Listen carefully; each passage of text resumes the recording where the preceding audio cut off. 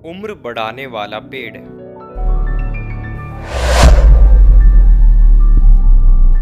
एक बार तुर्किस्तान के बादशाह को अकबर की बुद्धि की परीक्षा लेने का विचार हुआ।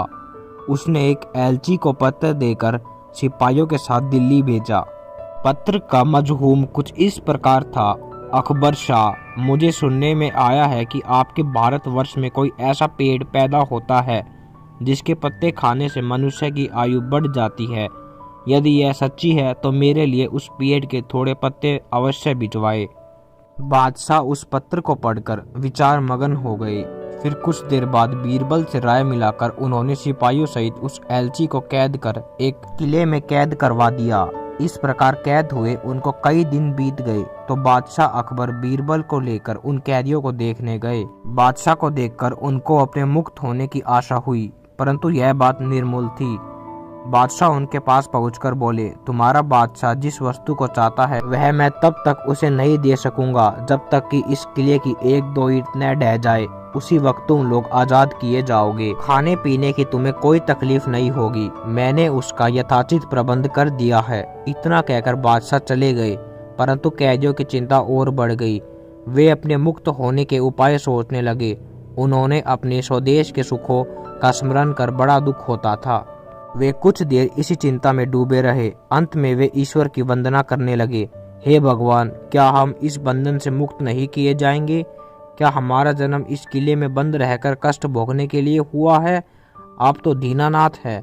अपना नाम याद कर हम ऐसाइयों की भी सुध लीजिए। इस प्रकार वे नित्य प्रार्थना करने लगे।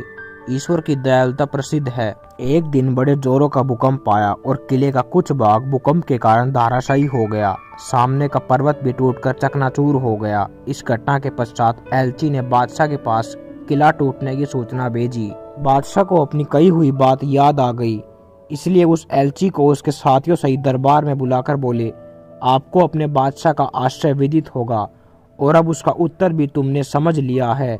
यदि न समझा हो तो सुनो, मैं उसे और भी स्पष्ट किए देता हूँ।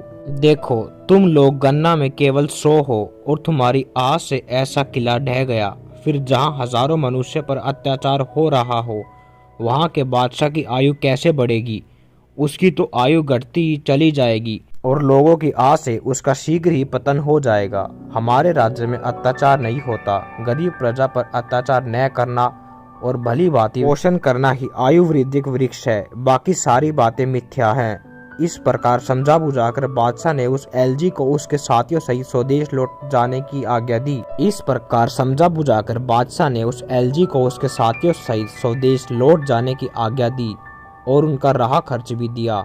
उन्होंने तुर्किस्तान में पहुंचकर यहाँ की सारी बातें अपने बादशाह को समझाई। अकबर की शिक्षा लेकर बादशाह दरबारियों सहित उनकी भूरी भूरी प्रशंसा करने लगा।